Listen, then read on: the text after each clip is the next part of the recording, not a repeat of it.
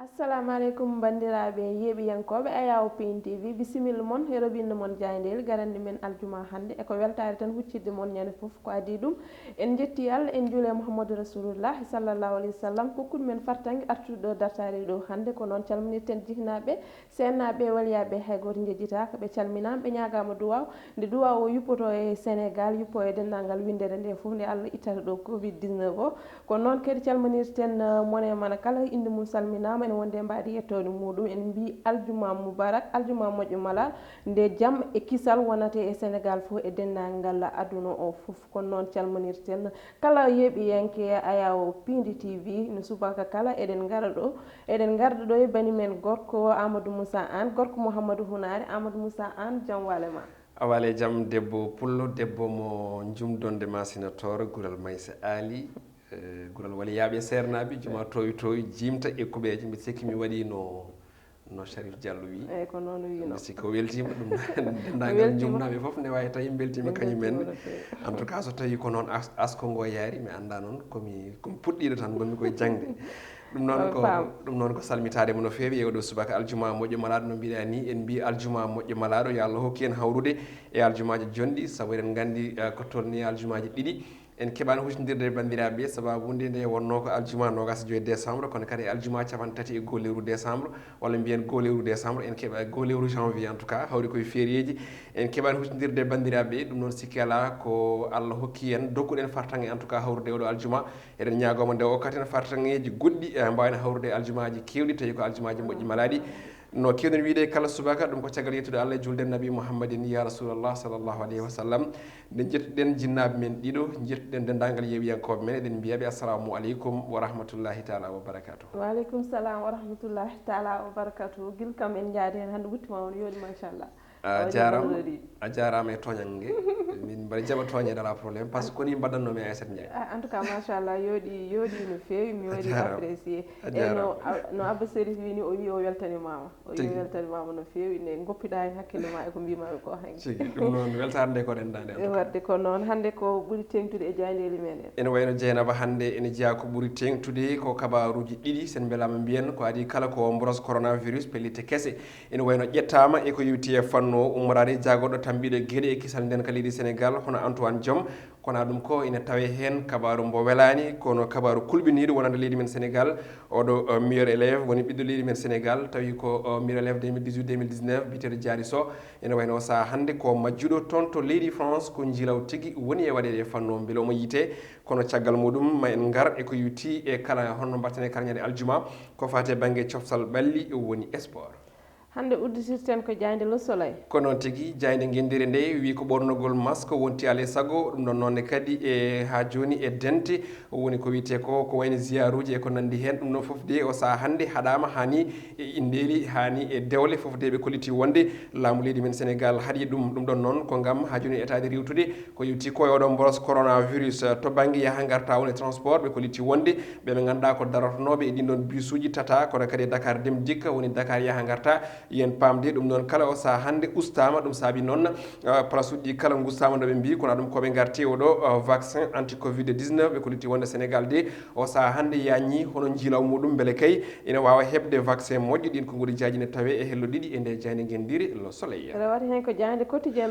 ko noon tigui nden jayde wi ko riposte à la pandémie manam de o saaha hannde ko ƴeetade riwtude oɗo mboros coronavirus ɓe kolliti wonde de ko laamu leydi Sénégal ɓeydi dose ɗum ɗon noon wonko yiiɗi firtude hollidde wonde ko witte marché ji hebdomadaire woni ko witte luumo no woni hen noddirta walla duggere kono kadi ha joni e cérémonie familiale woni guila e dewle hani e inɗeli ha e ko nandi hen kono kadi e cérémonie religieuse ɓe kolliti wonde foof de o saaha hannde koko ha joni ita walla koko haɗa tigui kono ɗum ko noon to banggue vaccin ɓe kolliti wonde Sénégal kono kadi hoore leydi ɗi ina faadi ko yewti ko e on ɗon commande ɗum ko alarba paaɗo eno no wiiri jayde ne tawe e hello ɗiɗi e tati e nde jayde quotidien Le Quotidien jayde L'As L'As quotidien arti on ɗon fannu kañum ne arti ko yewti ko e port masque obligatoire woni ɓornugol masque tawi de koye alay saago kono kadi e hadde kala ko fati e banggue dewle hay inɗeli e gueɗe ko wiyete manifestation woni cérémonie religieuse woni tan ko fati e banggue ziaruji hani e ko nandi hen e galleji lamorɗi e galleji mawɗi ɗi ɓe kolliti wonde noon kowona ɗo ɓe garti e couvre feu mo ganduɗa fuɗɗima ɗo guila hecci hanki 1,75 neɗɗo woni ko jagga tawi jagguiɓe ko police toon to banlieue dakaroise ɗum noon ko ñalawma jamma hicci hanki ko kono ɗum ɓe kolliti sukaɓeɓe de ina wayno on jokki seppoji mumen yoga e leeɗe ɗo e wuuro lamorgo ngo ɗum ko jamma beɗo ɗo ɗum jeeyi sababu noon ɓe kolliti wonde ko laamu ngu de o saaha hannde ɓeydima sembinde kuule gam folde o mboros covid 19 waɗa hen ko jayde vox populi nden ɗon jayde arti e toɓɓe ɗiɗi ɓurɗe mantinade e oɗo saaha hannde ɓe garti état d' urgence kono kadi e jaltugol mum e ko yewti couvre feu Félix Diome on ko jagorɗo tan mbiɗo gueɗe kame kisal nden ka leydi Sénégal ɓe kolliti wonde de ko maski manam o huuri hono Sénégal naɓe ɗum noon ko alay saago ɗum noon ma en paam ɗum ɓe kolliti wonde ɗo e lebbi tati hayni e laabi ɗi neɗɗo kala ina foti ɓornade masque kono ɗum to banggue inɗeli dewle hay ko nandi hen woni wirwirde hani e manifestation religieuse foof de koko haaɗa ɗo e Dakar e Thiès ha ɗo e balɗe 17 lewru janvier nduɗo ndu gonɗen ɗum woni ko jayde arti goɗɗum ina wayno koɓe garten oɗo subaka ko oɗo virus biyeteɗo H5N1 ɗum ɗon de ko raf mo ganduɗa ene mema ko yetti ko en diwri ha e guertoɗe ɓe kolliti Sénégal memama kongol waɗi lawol gadnol e fanno ko tolni e 100 guertogal o saaha heeɓi ko yetti on ɗon biyeteɗo ha joni grippe aviaire toon to Pout ko Sara Thiès jayde enquête nden ɗon ne loski oɗo subaka hannde ko stratégie woni pellitte walla mbiyen peeje to banggue heɓde vaccin leydi men Sénégal ɓe kolliti wonde de ko le double jeu du Sénégal manam de hay goto anda no gueɗe ɗe mbayni ko memta sen belama mbiyen noɓe mbiri ngol konngol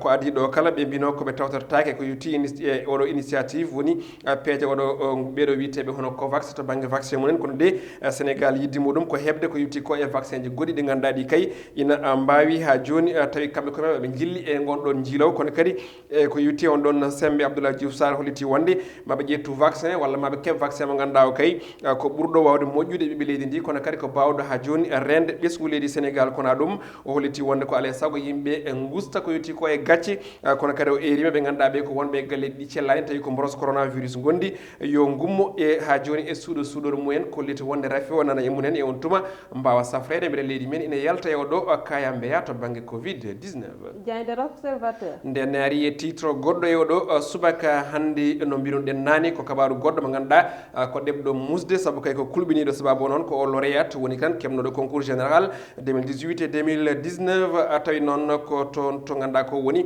lycée Louis le Grand toon to Paris ɓe kolliti wonde de ko jaari so o saaha hannde ko majjuɗo toon to lamorgo leydi France o yitaka tawa ɓe garti noon e on ɗo révélation woni tan ko suuɗi e majjere makko saabu kay ha ɗo kanko on meilleur élève sénégalaise toon to France ɓe kolliti wonde de ina wayno kanko jaari so oɗo saaha hannde holko feññini e badge makko woni mo ɓornino e fannu on ɗon kono kadi téléphone makko kono kadi e téléphone o mo ganduɗa ko correspondante makko local ha ɗo ɓe kolliti wonde hayso noddama heɓetaki ɗum ɗon noon ko jiilaw mawɗo yiya e on tuma noon ɓe juɓɓini ko wiyete hono batu keñerago woni réunion d' urgence toon to Paris ɗum ko han kikiɗi wonno gam etade tigui e yittude on ɓiɗɗo leydi Sénégal najo e ballal police mbo leydi France jayde libération nden ɗon ne arti e fannu goɗɗo ko alhaali oɗo omo ganduɗa ko ɓiɗɗo France najo paraɗo toon to Saly tawate ko e Mbour ɗum ko caggal nde galle makko walla mbiyano nokku makko o wonno e wujjede on tuma noon wargo lombi ɓe ganduɗa noon ko warɓe oɓe ganduɗa ko biteɗo hono IVS ɓe ɗon de naggama ɗo e wuuro lamorgo ngo Dakar ɓe garti e ɓen jeeɗiɗo ɓe ganduɗa ɓe kay ko huccodirɓe